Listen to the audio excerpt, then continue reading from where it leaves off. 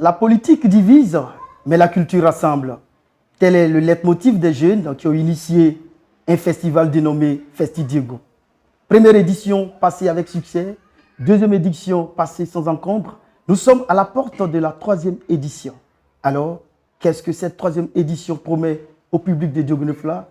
Mesdames et messieurs, bonsoir. Nous sommes avec le commissaire général du Festi-Diego.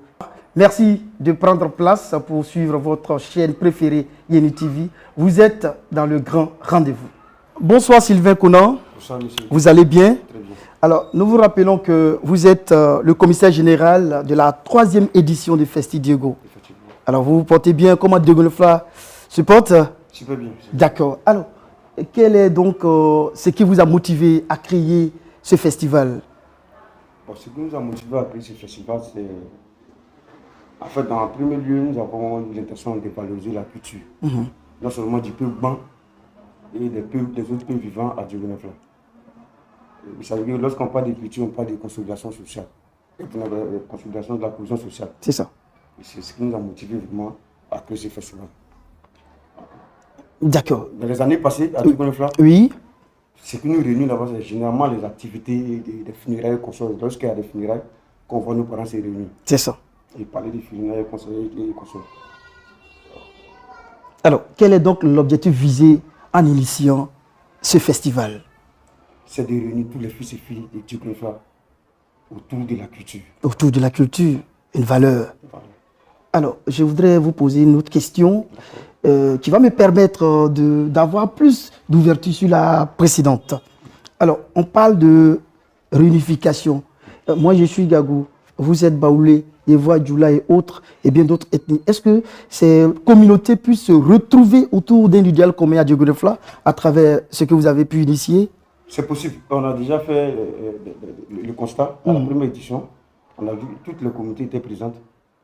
Tous les cadres étaient présents.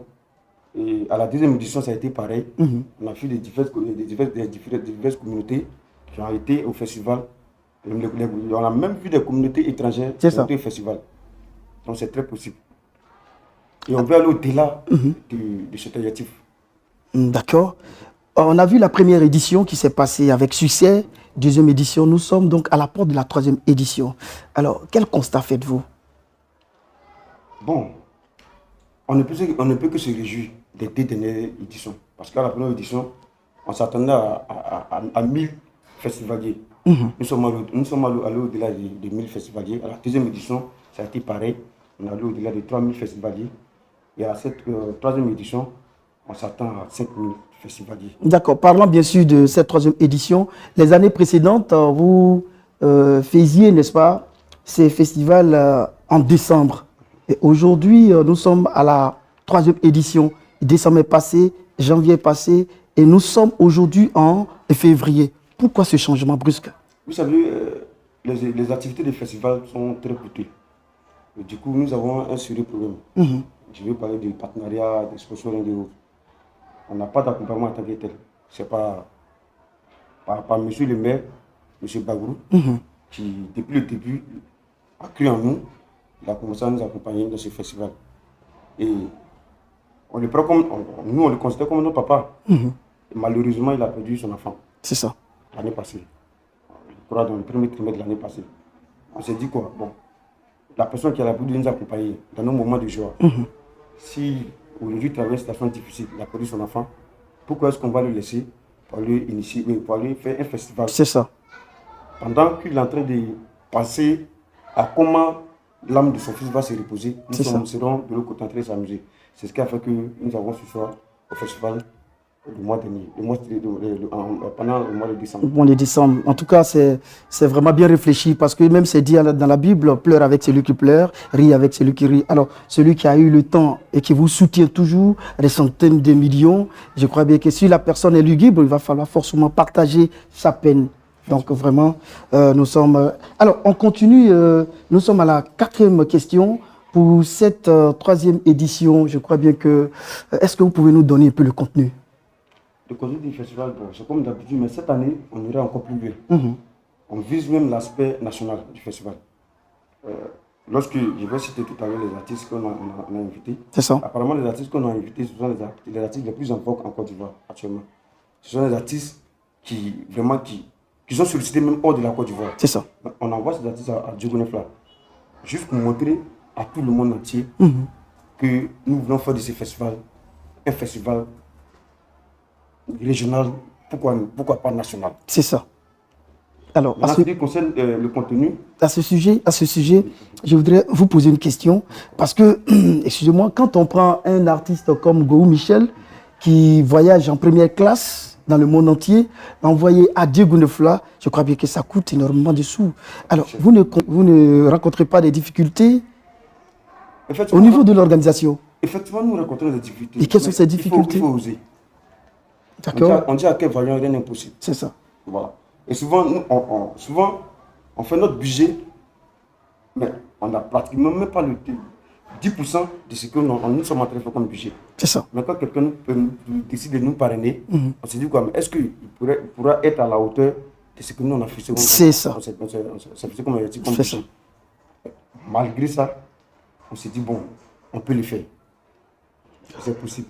Bon, on va... Ici, c'est pour éclairer la lanterne, n'est-ce pas, de tous les téléspectateurs, de toute la population de Diogo Nefla. Vous parliez tout à l'heure de quelqu'un qui est donc le maire de Diogo Nefla, qui est votre parrain. Est-ce que votre festival n'a pas une connotation politique? Pas du tout. Pas du tout? Pas du tout. C'est ce que je disais tantôt. Le maire Bagrou, c'est quelqu'un qui vraiment a cru au projet. Parce que aujourd'hui, on parle du festival parce qu'il y a une première édition. C'est ça. Mais avant qu'il n'y ait une première édition, c'était un projet écrit. Un projet écrit, oui. On a sollicité plusieurs personnes. On est arrivé eux. Ils se disent, bon, attends, pourquoi décaisser de l'argent pour aller s'amuser? Bon, attends, je vais vous donner ça et puis on va s'amuser. Mais il a cru en nous. Il a cru en nous. Les autres personnes ne voyaient pas l'importance de ce festival. Il a cru en nous, nous a accompagnés à hauteur de ce que je ne vais pas dire ici. C'est ça, c'est normal. On allait à la première édition. Malgré qu'il a décaissé son argent, il nous a accompagnés. Il était fier après le festival. C'est ça. Lorsque je me rappelle très bien, une fois il m'avait appelé, il m'a dit, général, je viens de voir le festival à la télévision.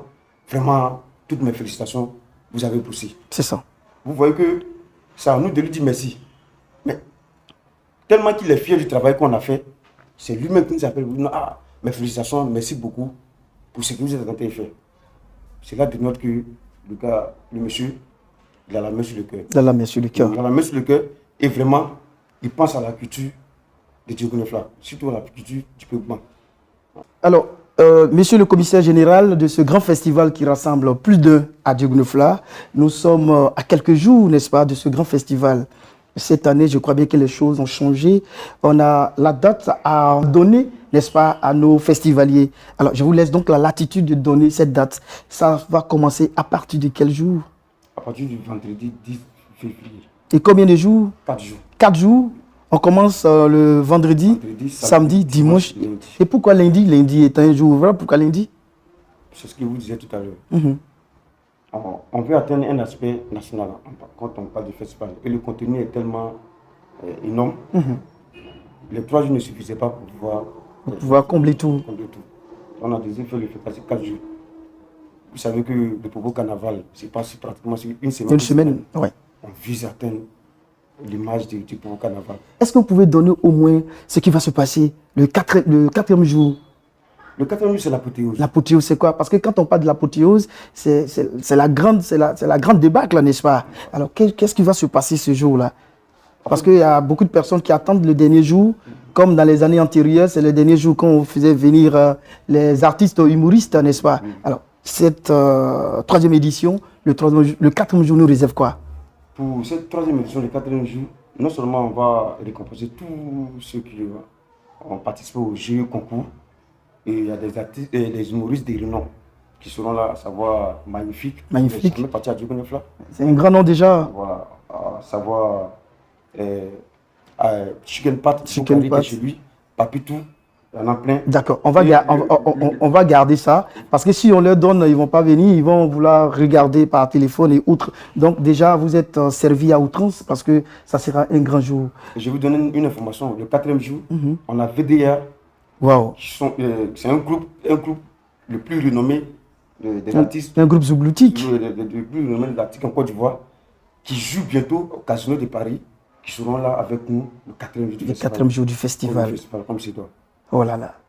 Alors, qu'est-ce que c'est bon, vous qui n'êtes pas des Diego Neufla, je crois bien que c'est la lueur possible de prendre place maintenant à bord d'un véhicule, aller réserver votre place à la place Kaouli. C'est là que ça se déroule, la 3e édition. Nous sommes presque à la fin de notre entretien. Alors, qu'est-ce que vous pouvez dire à tous ces téléspectateurs qui vous suivent comme votre mot de fin? Juste les inviter au festival. Que tu sois Baoulé, que tu sois Kabou, que tu sois d'un autre port politique, je vous invite à venir participer au festival.